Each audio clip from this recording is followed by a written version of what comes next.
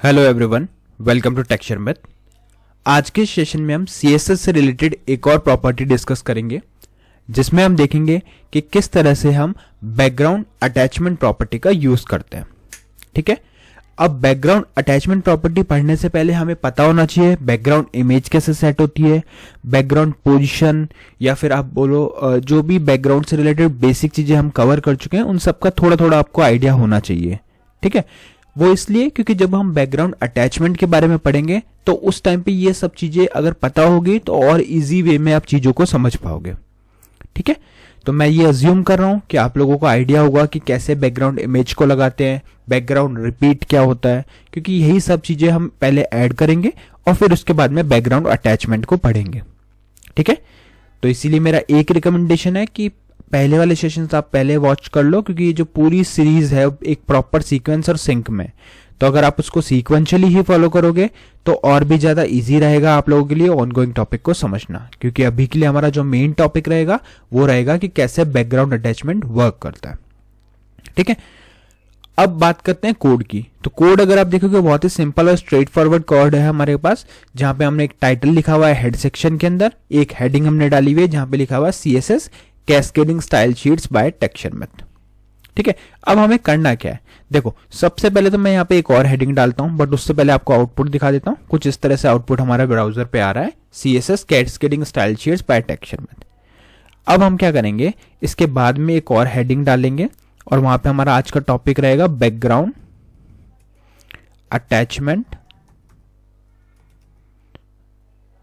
Attachment in property in CS,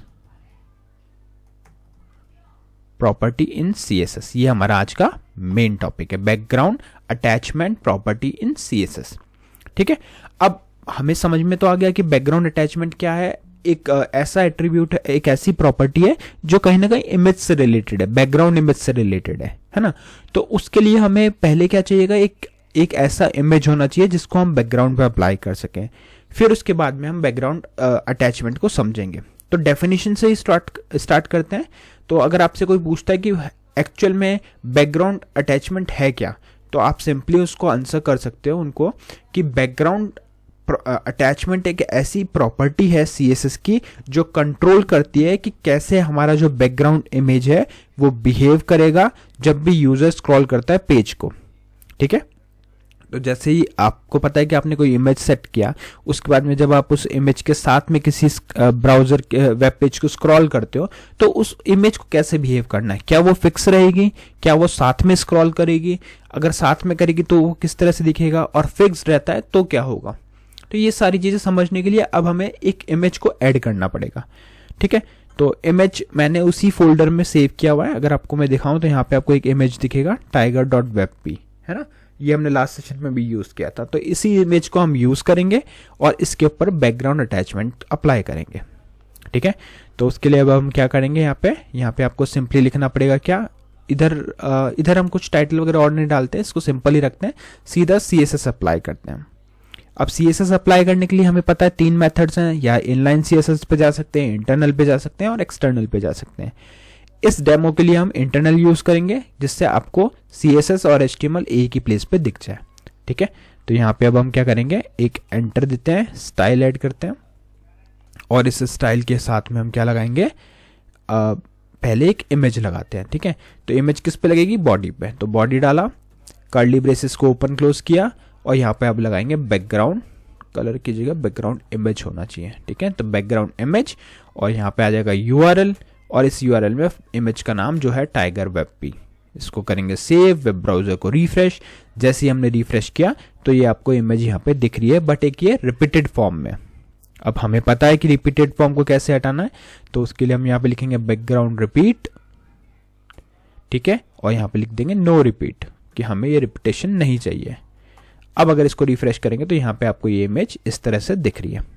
अब इसको और बेटर वे में शो करने के लिए, जो अपन अटैचमेंट पढ़ रहे हैं उसको बेटर वे में शो करने के लिए मैं क्या करूंगा, इस इमेज को राइट साइड में अप्लाई कर दूंगा और फिर उसके ऊपर आपको मैं एक्सप्लेन करूंगा कि ये चीजें वर्क कैसे कर रही है। ठीक है, तो पहले बैकग्राउंड पोजीशन यूज करेंगे, ये सब चीजें अपन डिस्कस कर चुके हैं ना। तो यहाँ पे करेंगे राइट टॉप में मुझे अब ये इमेज चाहिए। ठीक है, यहाँ पे आ रहा है, परफेक्ट। अभी अगर आप देखोगे ना यहाँ पे कुछ भी स्क्रॉल नहीं हो रहा है ना, स्क्रॉलेबल है ही नहीं, यहाँ पे इतना कंटेंट ही नहीं है जो उसको स्क्रॉल कर सके।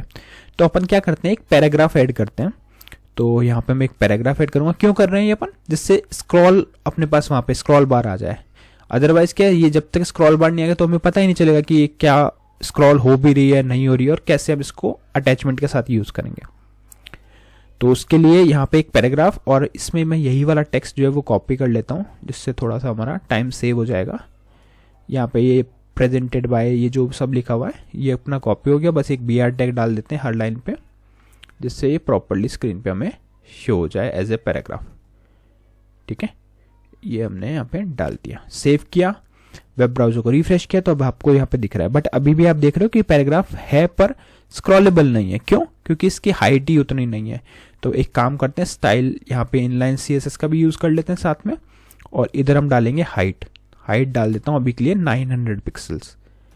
900 पिक्सल्स जैसे हम हाइट अप्लाई करेंगे तो उसके बाद में ये आपको स्क्रॉलेबल कर्सर वहाँ पे ऐड कर देगा। सेव किया, रिफ्रेश किया, तो आप देख रहे हो स्क्रॉल कर्सर आ गया, इसको आप स्क्रॉल कर सकते हो।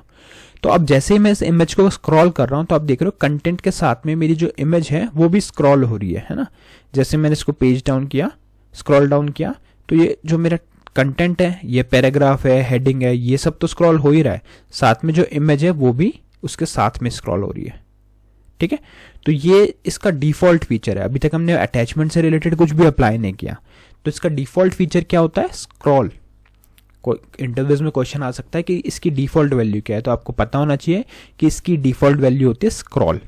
ठीक है, अब नेक्स्ट हमें क्या करना है, नेक्स्ट हमें करना है यहाँ पे एक और चीज अप्लाई, जिसमें हम बैकग्राउंड अटैचमेंट को समझेंगे। तो बैकग्राउंड अटैचमेंट हम जाएंगे, यहाँ से आपको दिखेगा बैकग्राउंड अटैचमेंट। ठीक है, और इस बैकग्राउंड अटैचमेंट के साथ में हम क्या यूज करेंगे, यहाँ पे स्क्रॉल जो डिफॉल्ट होता है। तो यहाँ पे आपको अब कोई चेंज नहीं दिखेगा, जैसे ही आप इसको स्क्रॉल करोगे तो ये स्क्रॉल होगा। क्यों? क्योंकि यही हमारा बाय डिफॉल्ट था। बट आप में से कुछ लोगों की रिक्वायरमेंट ऐसी हो सकती है कि आपको एक ऐसा वेबसाइट बनाना है जहाँ पे इस तरह एक राइट कॉर्नर में आपको एक इमेज दिखानी है, और जब भी यूजर अपने पेज को स्क्रॉल करता है तो वो इमेज फिक्स रहनी चाहिए, कंटेंट स्क्रॉल होना चाहिए। क्या बोल रहा हूं मैं, इमेज रहे फिक्स, कंटेंट हो स्क्रॉल।